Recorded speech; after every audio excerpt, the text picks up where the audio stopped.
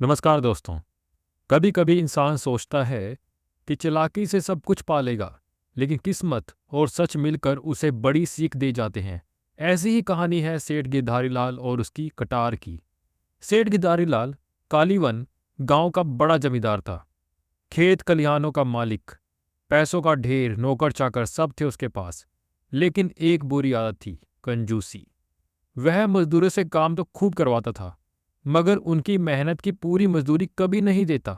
कभी बहाना बनाता, कभी टाल देता। त्योहारों या किसी शुभ दिन पर थोड़ा सा दे देता, ताकि मजदूर गाली ना दे और चुपचाप चले जाएं।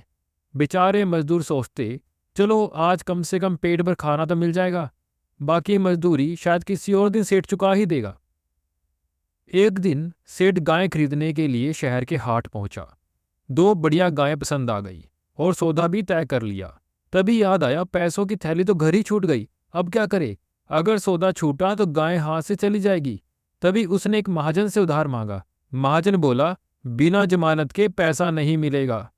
सेठ के पास उस समय उसकी कीमती कटार थी, जो सोने के हैंडल वाली थी, जो उसके दादा की निशानी थी।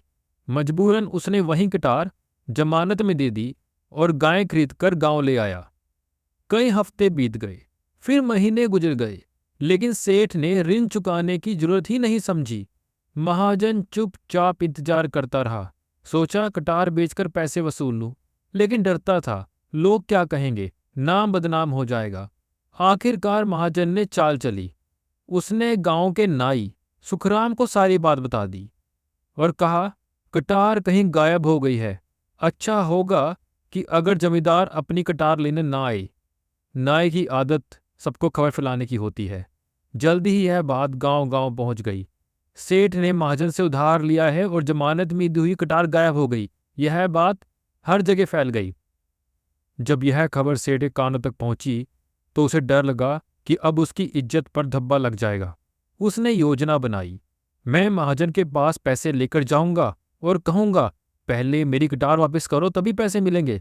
कटार तो खो गई है तो मुझे कुछ देना भी नहीं पड़ेगा। योजना पक्की कर वह महाजन के घर पहुंचा। हाथ में पैसों की थैली दिखा दिखा कर बोला, अगर मेरी गिटार नहीं लौटा सकती तो समझो हिसाब बराबर हुआ। भीड़ इकट्ठा होने लगी। सेठ जोर जोर से हंसते हुए महाजन का मजाक उड़ाने लगा। महाजन घर के भीतर गया। सेठ को पूरा यकीन था कि वह खाली हाथ लौटेगा, लेकिन काफी देर बाद महाजन हाथ में वही सोने के हैंडल वाली कटार लेकर बाहर निकला और भीड़ के सामने बोला, सेठ जी आपकी कटार मिल गई। मैंने इसे सुरक्षित रख दिया था, बस याद नहीं रहा कहाँ रखा था। अब जरा मुझे मेरा पुराना ऋण चुका दीजिए। भीड़ खामोश हो गई। सबकी निगाहें सेठ पर थी। मजबूर होकर उसने ब्याज सहित पूरा ऋण चुका दिया और उसका सिर शर्म से झुक गया। गांव के लोग छी छी कहकर उसका मजाक उड़ाने लगे।